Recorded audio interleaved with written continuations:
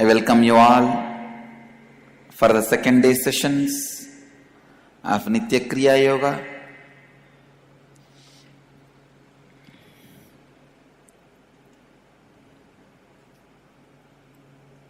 Please be seated. Siti is sitting with us in two-way video conferencing, having Nayana Diksha, Isleworth, London, Guadalupe, Rameshwaram. Siti is sitting with us. I'll call out your names for audio check. Oklahoma, Somanatham.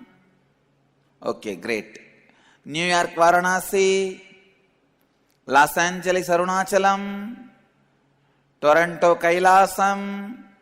Singapore, Singapuram. San Jose, Madurai. San Jose, Madurai. They are not able to hear. Yes. Charlotte, Srisailam. Oman, Sivagangai.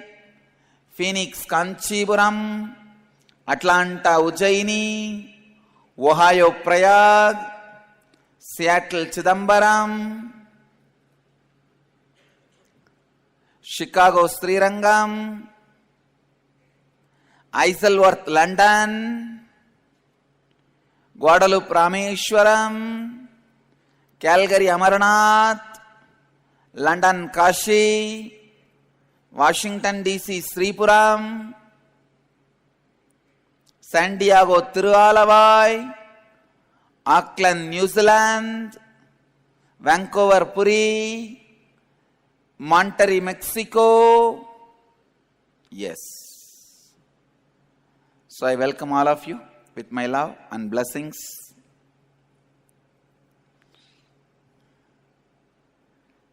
Today we will work on the important layer of your life, pain.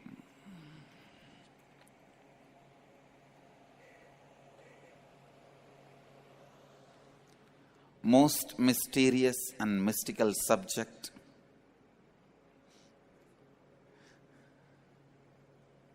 Which is not there, but which tortures your life continuously. Please listen. In Sanskrit, we have a very beautiful word, yama, means which does not have existence, but which constantly gives you suffering, is yama, maya. Yama iti maya. Which is not there in real existence, but which constantly gives you suffering, is Maya.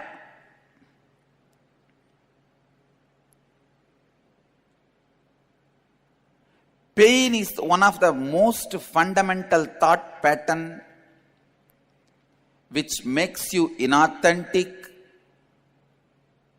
which makes you non-integrated, which makes you afraid of responsibility, irresponsible, which makes you selfish.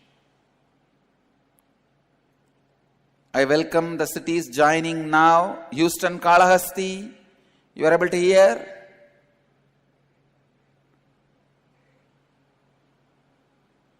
Yes.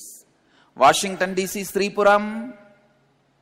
Yes, great. I welcome you all. London, Kashi. Monterrey, Mexico. Yes. Thank you for Calgary, Amarnath. Welcome. Welcome. Thank you for joining. Seattle, Chidambaram. Welcome. Great. Pain is one of the most fundamental thought pattern in you.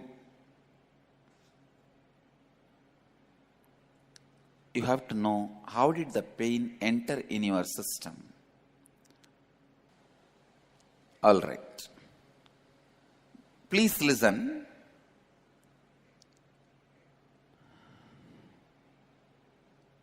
How the pain entered into your system as a pattern. Long before, long ago, once upon a time, everything was well for you, in the cozy, warm bed of water. You had automatic food supply, automatic air supply, great background music. Tuck, tuck, tuck. All was well, cozy, warm, safe in your mother's womb. There was sudden tsunami. Your cozy waterbed shattered. You were violently pushed out of your cozy home. You were forced into narrow path, way which was certainly created by someone who never had to go through himself or herself. It was so painful, but you had no choice. You kept getting pushed harder and harder, and then suddenly, when you come out and settle down, a pair of rough hands turns you upside down and slaps you on your wrong place, welcoming you in the world. And you express your first expression ever in your life, the deep cry with the deep pain and despair. Please understand, such an unfortunate thing. Your first expression is deep pain and despair. Right from that moment, you get the very first thought of your life. Life is dangerous. You are unsafe. Please listen. This is the last pattern I broke before enlightenment. Even an incarnation who consciously landed in the body, listen, with integrity and authenticity, I am telling you, I landed into the body consciously. But even I had a slight memory of this pain. Then I am 100% sure this is the strongest pattern you all are carrying. In my life, I do not know anything called pain, even when I had a fracture. Even when I had a fracture, there was never no pain. Morning 7 o'clock I had fracture, 2:30 I had surgery. Till then, no pain, no painkiller, no anesthesia.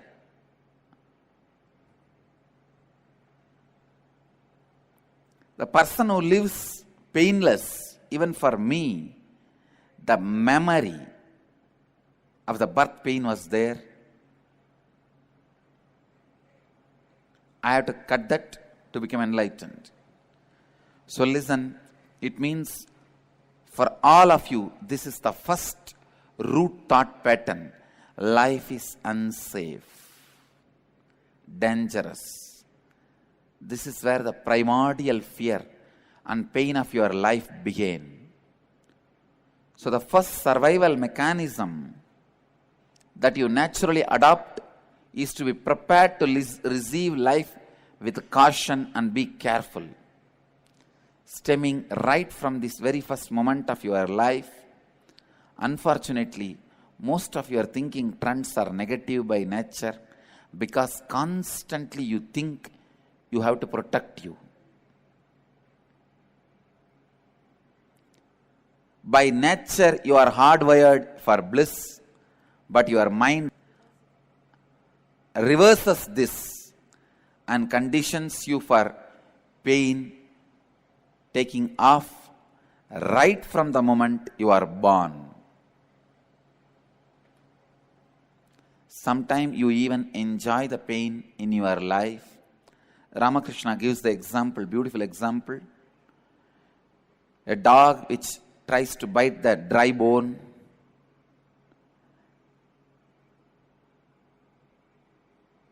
When the bleeding happens from its own teeth, listen, when the dog is biting the dry bone, when blood comes from its own teeth, dog thinks the blood is coming from the bone, not from his own mouth, and enjoys it. Same way, secretly you enjoy the pain because you are habituated to that pattern. When you are not in integrity with your body and mind, not authentic with your body and mind and consciousness, what you experience is pain. Please listen. When you are not in integrity with your body mind, authentic with your body mind,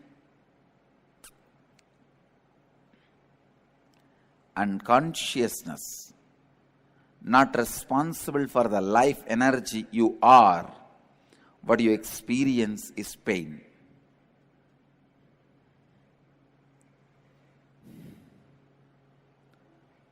Only when you are irresponsible, you will waste your life in pain.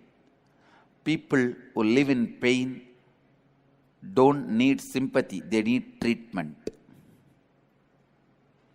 When people come to me and show they are very poor and pained, they expect me to show sympathy. No, you need treatment, not sympathy. Because many times you use pain to attract sympathy.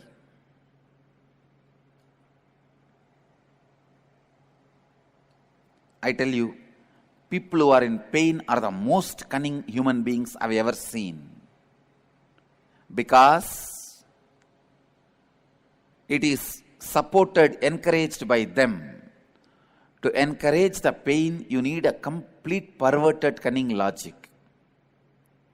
And slowly, for various reasons, they build that logic and retain the pain continuously in their being.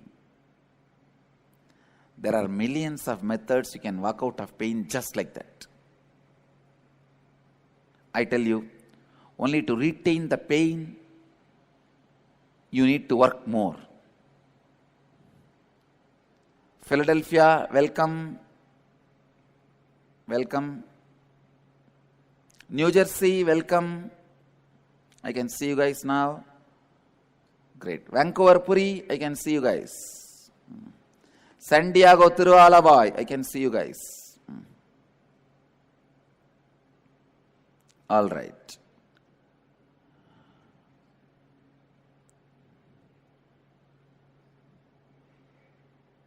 Listen. When the irresponsibility settles in your biomemory and muscle memory, you experience pain in your body and mind. Start enriching yourself and others. Simply irresponsibility will disappear. Please listen. Now I am going to help you, guide you into a process to take out the painful muscle memory and biomemory out of your system. But if you want that to be broken once for all in your being, start enriching others. You will break the biomemory of irresponsibility. Opposite of irresponsibility is enriching. Antidote for irresponsibility is enriching. Enriching takes you away from the enriching, destroys the karmas you created by irresponsibility even in the past. Listen. When you take responsibility now, in future you become responsible. What about the past irresponsibilities you created? Only enriching destroys the past karma of irresponsibility. Only enriching destroys the old karma of irresponsibility. I tell you, move towards others' pain, healing others' pain, your pain will disappear. Move towards healing others' pain, your pain will disappear.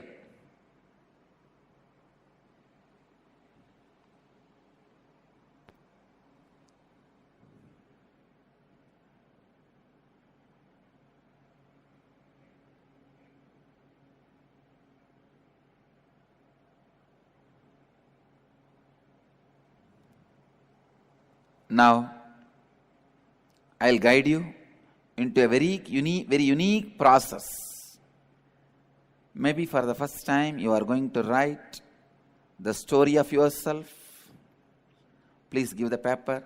Volunteers, all volunteers all over the world, please distribute the next worksheet, exercise sheet. Distribute.